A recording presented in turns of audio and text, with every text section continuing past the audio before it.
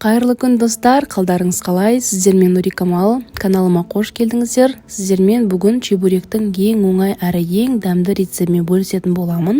Ең алдымен бізге 400 грамм електен өткізілген ұн қажет болады. Үстіне 1 шай қасық тұз, 200 грамм енді қайнап шыққан су және 3 ас қасық сұйық майды қосамыз.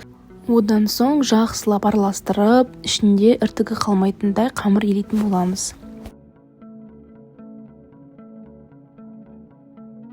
Дайын болған қамырды кез келген салафан болмаса пищевая пленкаға орап 15-20 минутқа демалдыруға қоямыз. Ол уақытта чебуректің салмасын дайындайтын боламыз. Ол үшін бізге сиыр етінен фарш, 2 дана үгітілген пияз және де тұз және дәміне қарай қара бұрыш қосып, жақсылап араластырып аламыз.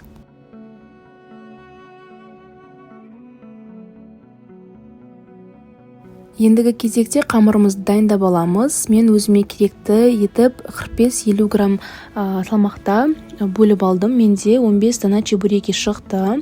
Осылай қолымызбен домалақтап аламыз және де бетін міндетті түрде жабамыз, себебі қамырымыз қаязып қалуы мүмкін.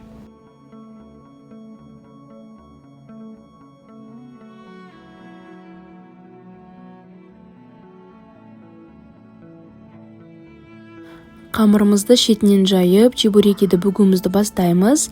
Қамырды өте жұқа қылып жаямыз және де ішіне салмасын салып, қамырдың шеттерін біріктіреміз және де әдемілік үшін шанышқымен осылай видеода көрсетілгендей басып шықсаңыздар болады.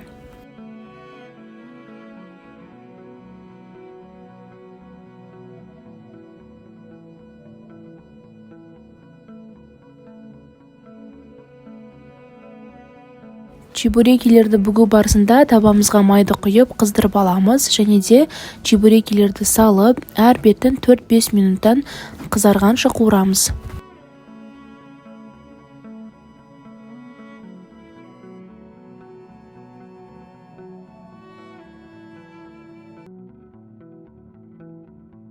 Біздің чебурекилеріміз дайын болды, өте дәмді болып шығады және де өздеріңіз байқағандай өте тез дайындалады.